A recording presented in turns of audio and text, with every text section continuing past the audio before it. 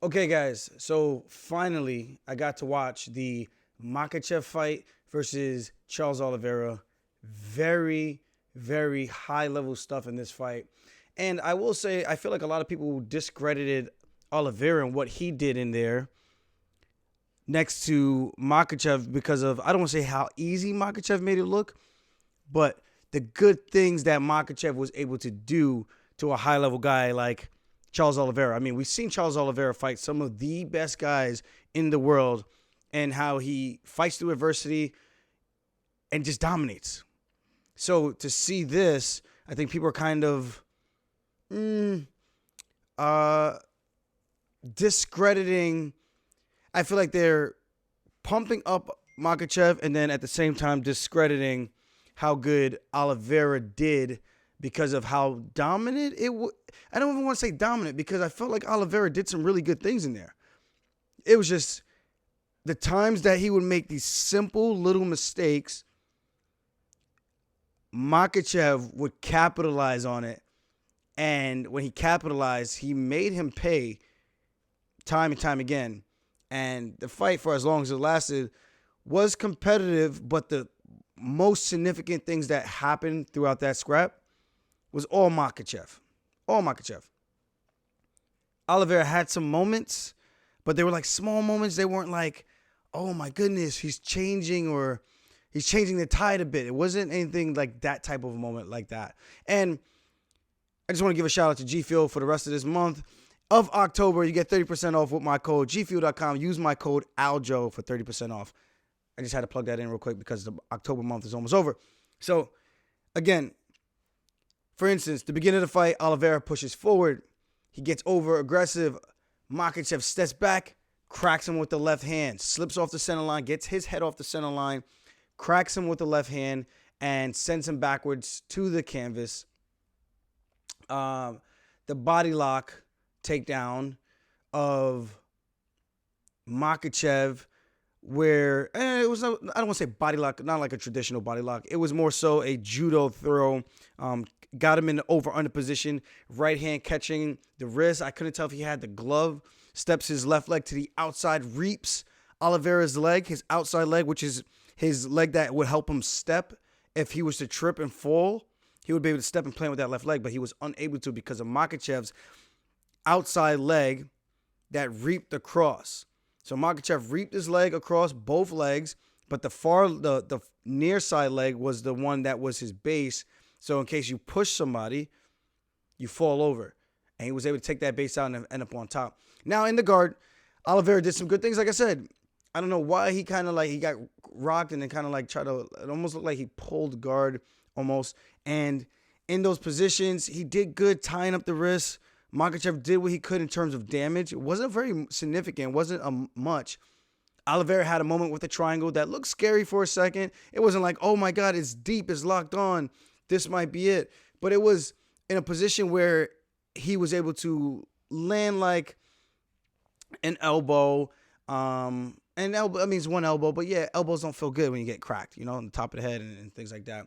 And it was a position where if Makhachev made one little mistake, he could have pulled his arm through and then locked up a triangle or maybe even transitioned to an armbar or omoplata, which changes that entire sequence. But Makhachev stayed disciplined, got two hands in or one hand out, and that was a good job on his part, just being able to recognize the threats. And that's what makes Makhachev so good. And guys, I never discredited Makhachev. My only thing that I said was we just don't know how good he is yet in terms of top level competition.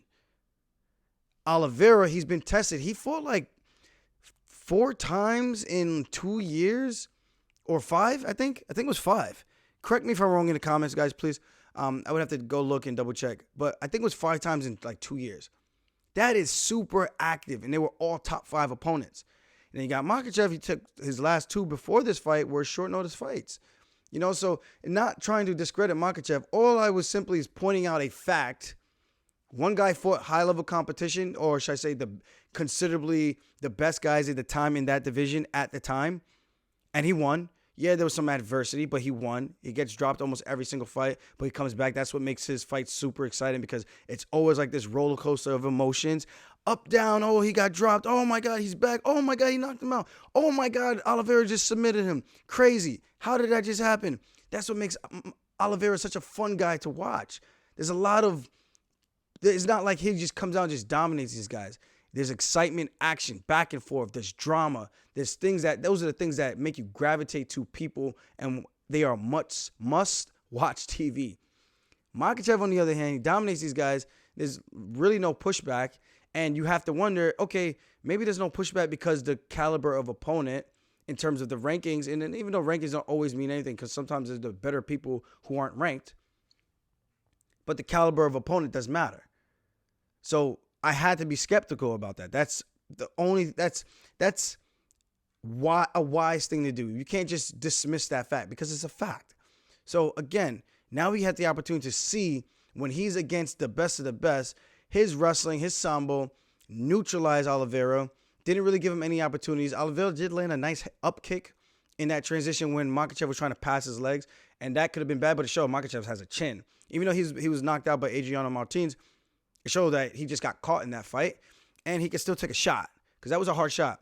Makhachev impressed me with the footwork as Oliveira pushed forward. He was able to pivot out and land some counter strikes, which was super clean, super crisp, and accurate. Very impressive stuff that Makhachev was able to do. And again, Oliveira was doing good things, trying to push forward, trying to cut him off, defending wizard wrist, landing knees in the clinch to the body of Makhachev, and trying to stay upright for as long as he can. And then in the separations, Makhachev just did his thing. And then, of course, we got round two. Oliveira goes for a jumping knee, switch knee, which he normally does. But this time it felt different. It felt like labored. It felt like he was just kind of like, let's just see what happens if I do this. Maybe I can back him up or maybe I can connect. And in that transition, Makhachev lands a jab. I think it was a jab or a cross. Something landed in the chest. I saw something land in the chest. And as it touched the chest, Oliveira's hand came down. And then he throws that right hook, catches him flush on the chin, drops him, passes guard almost immediately. And as he passes guard, Oliveira's hands is already up here for some reason. His left hand was down here. His right hand was up by his head.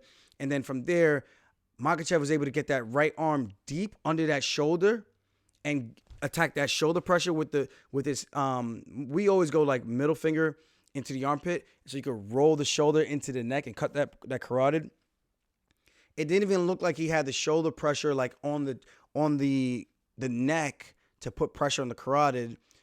And then he locked up his hands, and Oliveira kept his hand there, which was very bizarre. Obviously, he's hurt, so his jiu-jitsu is not going to be what it typically is.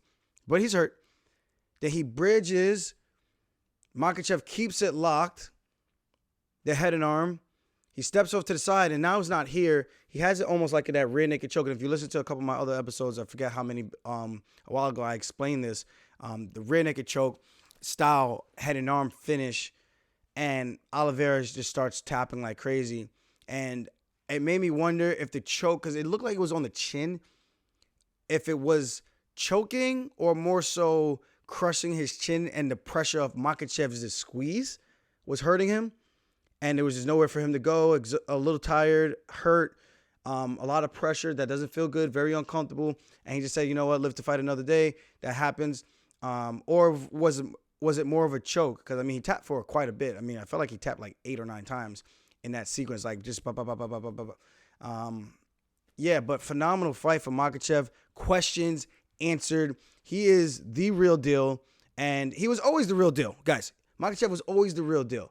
It was whether or not he was the best guy in the world, and at UFC 280, Makhachev proved that he is truly, indeed, the best guy in the world. I can't wait to see what's next for him. I don't really know who can be a real challenge. And I do like the matchup with Beneil. I like the matchup with Volkanovski. But I think Beneil Dariush, being that he's closer to his actual size, I think that's a better, more intriguing matchup because he actually has solid, traditional BJJ, and he can strike his ass off, and he's a legitimate southpaw. That makes things very, very interesting. Southpaw versus southpaw. Good grappling versus good grappling. And again, it's not like Makhachev just cut through Oliveira's guard and just steamrolled him on the ground. When they were on the ground, he was tied up. He got neutralized for quite all the exchange or the time limit that they were on the mat. And that says something. You got to respect that from Oliveira. That shows really good BJJ practitioners that are sound defensively for MMA, controlling the wrist, looking for submissions, attacking off of their back. I think that's something Beneil could do. And Beneil is actually very good when it comes to top pressure.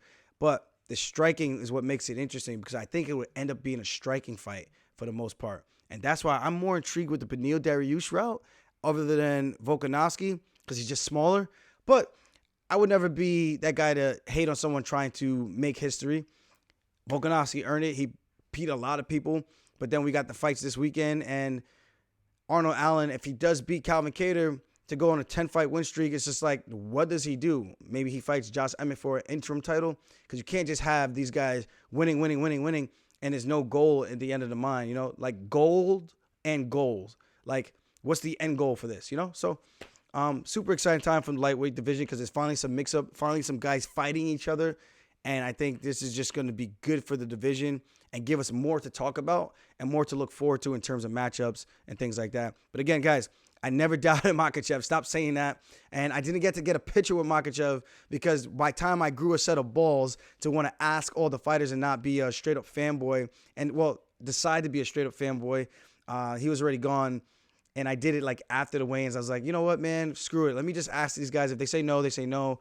And then I remember, like, they probably want to take a picture with me just because of where I am in my career. Maybe I'm overthinking it. And I don't know, because I just feel like not everyone wants to be bothered with a picture. But I thought it was cool that people were happy to take a picture with me. I thought that was cool.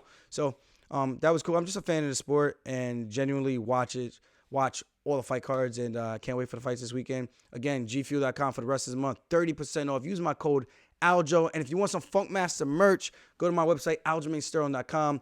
Link in the description below. I got some new designs that are going to be coming out soon, hopefully in the next 2 weeks. We can lock them in. And again, thank you guys for supporting, and thank you for always watching the channel. If you can, show some love, hit that like button. And if you like my shit, subscribe to my shit or spinning back fist, baby. Bop, bop, bop, bop.